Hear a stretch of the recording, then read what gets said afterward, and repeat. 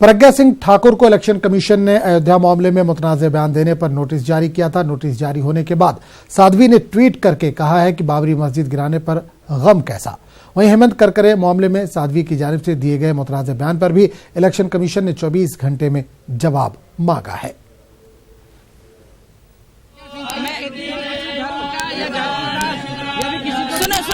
ऐसी बातें मत करो, मैं आपको जवाब दे चुकी हूँ और विधिवत दिया है जवाब। नोटिस का जवाब कैसे? नोटिस का जवाब क्या लेंगे? इसका जवाब मैं दूंगी, विधिवत दूंगी, कहा ना मैंने। बागी तेज प्रताप यादव के खिलाफ आरजेडी कार्रवाई कर सकती है। पार्टी के नायब सदर शिवानंद तिवारी इस बात का इशारा दे चुके हैं। इनका कहना है कि लालू प्रसाद यादव को इस मामले की पूरी जानकारी है। तेज प्रताप पर कार्रवाई के लिए ज़ाब्ता कमेटी बहुत जल्द कोई फैसला सुना सकती है।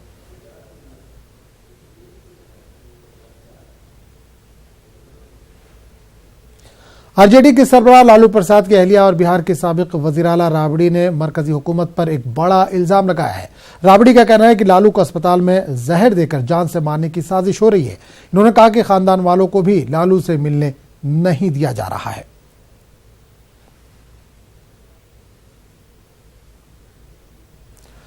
लोकसभा इंतखाबात के तीसरे मरहले के लिए आज तशहीरी मुहिम थम जाएगी। सियासी पार्टियां आज अपने उम्मीदवारों के लिए वोट मांगेंगी।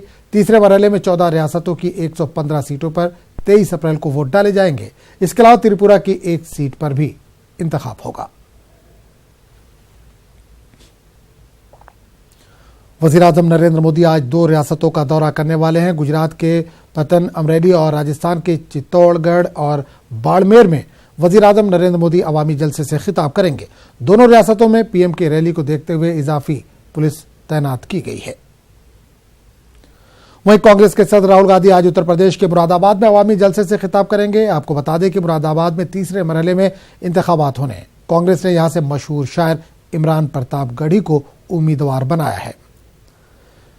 बीजेपी सदर और गांधीनगर लोकसभा सीट से बीजेपी के उम्मीदवार अमित शाह आज गांधीनगर में रोड शो करेंगे। रोड शो में अमित शाह गांधीनगर में मौजूद बीजेपी के सीनियर लीडरान और कारकुनान से भी मुलाकात करेंगे।